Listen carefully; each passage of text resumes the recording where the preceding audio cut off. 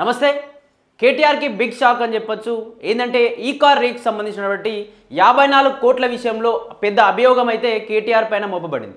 దీనికి సంబంధించి ఈ కార్ రేస్ విషయంలో 54 కోట్లు కనీసం గత ప్రభుత్వంలో బీఆర్ఎస్ అధికారంలో ఉంది కాబట్టి, మున్సిపల్ శాఖ మంత్రిగా కేటీఆర్ ఉన్నాడు కాబట్టి కనీసం మంత్రులకు కావచ్చు క్యాబినెట్ మీటింగ్లో చెప్పకుండా, కనీసం ముఖ్యమంత్రికి కూడా చెప్పకుండా ఏదైనా విషయం ఒక 10 రూపాయలు ఆ రాష్ట్ర ఖజానా నుండి బయటికి వెళ్ళాలంటే ఖచ్చితంగా రాష్ట్ర మంత్రివర్గ ఆమోదం ఉండాలి. కానీ ఎటువంటి మంత్రులకు సంబంధం లేకుండా కూడా 54 కోట్లు ఈ కార్ రేస్ విషయంలో దుర్వినియోగం చేశాడు అని చెప్పేసి దీంట్లో మాజీ ఐఏఎస్ అరవింద్ కుమార్, అలాగే జిహెచ్ఎంసీ చీఫ్ ఇంజనీర్ దీనికి సంబంధించి బిఎల్ఎన్ రెడ్డి, వీళ్ళు ముగ్గురు సమక్షంలో A1గా కేటీఆర్, A2గా మాజీ ఐఏఎస్ అరవింద్ కుమార్, అలాగే A3గా బిఎల్ఎన్ రెడ్డి, హెచ్ఎండిఏ సంబంధించినటువంటి మాజీ ఇంజనీర్ చీఫ్ ఇంజనీర్ కూడా ఉన్నట్టుగా కూడా పెద్ద ఎత్తున కూడా దాదాపు దీనికి సంబంధించి ఒక సంవత్సరంన్నర నుంచి కూడా పెద్ద ఎత్తున కూడా విచారణలు కూడా జరుగుతూ ఉన్నాయి. బిఎల్ రెడ్డిని ఇన్వైట్ దీనికి సంబంధించి విచారణ చేసి ఐఏఎస్ను కూడా అరవింద్ కుమార్ని కూడా దీనికి సంబంధించి విచారణ కూడా చేసిన పరిస్థితి. A1గా 4 సార్లు దాదాపు 4 సార్లు కేటీఆర్ని ఏసీబీ విచారించింది.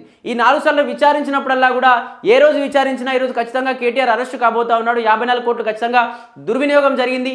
జిహెచ్ఎంసీ పర్మిషన్తో రాష్ట్ర ప్రభుత్వం ఆమోదం లేకుండా, రాష్ట్ర ప్రభుత్వం మంత్రివర్గ ఆమోదం లేకుండా 54 కోట్లు ఫారెన్ కంట్రీస్కి విదేశీ కంపెనీలకు కట్టబెట్టాడు అని చెప్పేసి ఈ అభియోగంతో పెద్ద ఎత్తున కూడా కేటీఆర్ అరెస్టు కాబోతా ఉన్నాడు అని చెప్పేసి ఈ గులాబీ బీఆర్ఎస్ దళంలో కూడా పెద్ద ఉద్రిక్త వాతావరణం అయితే చాలా రోజులుగా నెలకొన్న పరిస్థితి. కానీ గత కొన్ని రోజులుగా గవర్నర్ ఏసీబీ దీనికి సంబంధించి విచారణ జరపడం కోసం, కేటీఆర్ పైన యాక్షన్ తీసుకోవడం కోసం ఏసీబీ పర్మిషన్ మాకు ఇవ్వాలి అని చెప్పేసి గవర్నర్కు ఒక లేఖ రాయడంతో ఇన్ని రోజులుగా సంవత్సరంన్నర నుంచి కూడా గవర్నర్ దగ్గర లేఖ ఆగిపోవడం.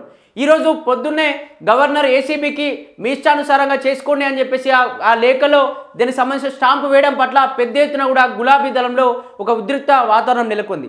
ఈరోజు మళ్ళీ ఏసీబీ కూడా మళ్ళీ విచారణ ఉండబోతుంది. ఖచ్చితంగా కేటీఆర్ 54 కోట్లు కూడా దుర్వినియోగం చేశాడు. రాష్ట్ర ప్రభుత్వం యొక్క ఖజానాని రాష్ట్ర ప్రభుత్వ కేంద్ర ఆమోదం లేకుండా, రాష్ట్ర ప్రభుత్వం మంత్రుల ఆమోదం లేకుండా 54 కోట్లు దుర్వినియోగం జరిగిందని చెప్పేసి కూడా పెద్ద ఎత్తున అలిగేషన్లు అయితే వస్తున్నాయి. దీనికి సంబంధించి రేవంత్ రెడ్డి కావచ్చు, కాంగ్రెస్ నాయకులు చాలాసార్లు చెప్పారు కేటీఆర్ అరెస్టు కాబోతా ఉన్నాడు ఖచ్చితంగా.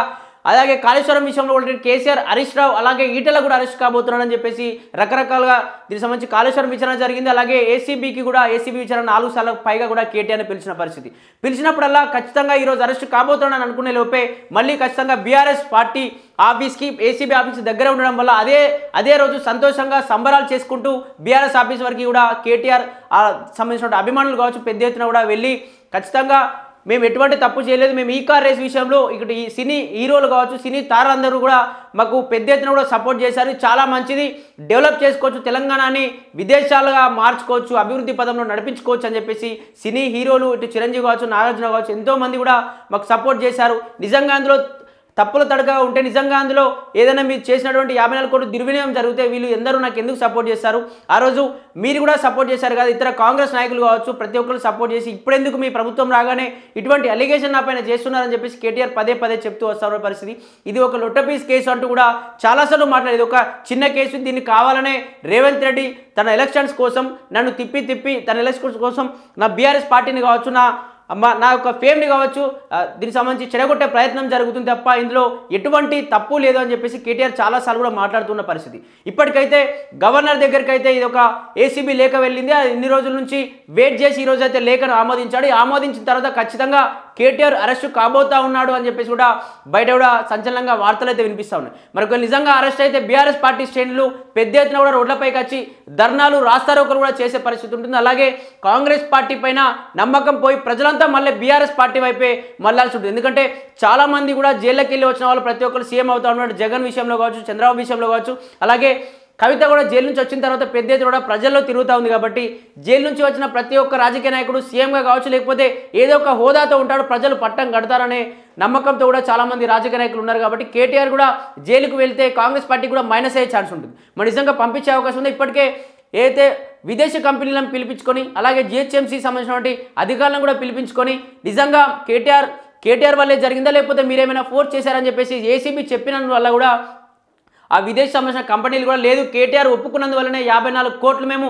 తీసుకోవడం జరిగింది అని చెప్పేసి, కేటీఆర్ ఒప్పుకోకపోతే కేటీఆర్ మున్సిపల్ శాఖ మంత్రిగా ఉన్నాడు కాబట్టి అతను ఆమోదంతో మేము తీసుకున్నాం, కానీ అతను రాష్ట్ర ప్రభుత్వం దగ్గర పర్మిషన్ తీసుకున్నాడా లేదా ఎటువంటి ఇన్ఫర్మేషన్ మాకు లేదు అని చెప్పేసి ఈ విదేశీ కంపెనీల మేనేజర్స్ కూడా పెద్ద ఎత్తున మన ఇండియాకి వచ్చి తెలంగాణలో కూడా ఏసీపీ కూడా పూర్తి వివరాలు చెప్పిన పరిస్థితి.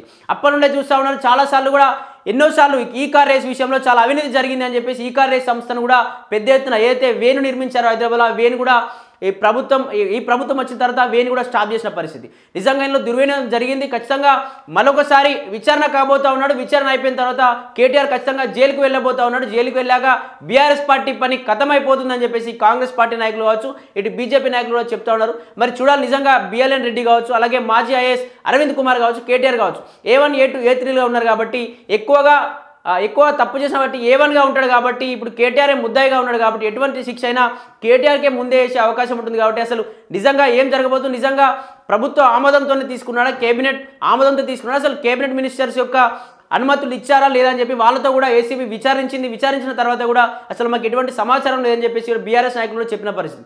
మరి చూడాలి అసలు ఏం జరగబోతుంది. నిజంగా కేటీఆర్ అరెస్ట్ అయితే ఈ బీఆర్ఎస్ దళం యొక్క పరిస్థితి ఏంది, వాళ్ళంతా పెద్ద ఎత్తున కూడా గాంధీ భవన్ కూడా ముట్టడించే ప్రయత్నం కూడా చేసే అవకాశం ఉంటుంది. ఎన్నోసార్లు చెప్పారు కేటీఆర్ ఖచ్చితంగా అరెస్ట్ అయితే మేము పెద్ద ఎత్తున గాంధీ భవన్కి వెళ్ళి కూడా రేవంత్ రెడ్డి ఇల్లు కూడా ముట్టడిస్తాం. అసలు ఇటువంటి అభియోగాలు చేయడం కరెక్ట్ కాదు. ఒక మున్సిపల్ శాఖ మంత్రిగా ఉన్నటువంటి వ్యక్తి ఆ మాత్రం 54 కోట్లు ఆమోదం తెలిపేటువంటి పరిస్థితి లేదా తెలంగాణలో అంటూ కూడా చాలాసార్లు కూడా చాలా పెద్ద ఎత్తున ప్రెస్ మీట్ కూడా పెట్టిన పరిస్థితి. మరి చూడాలి నిజంగా అరెస్ట్ అయితే ఏం జరగబోతుంది.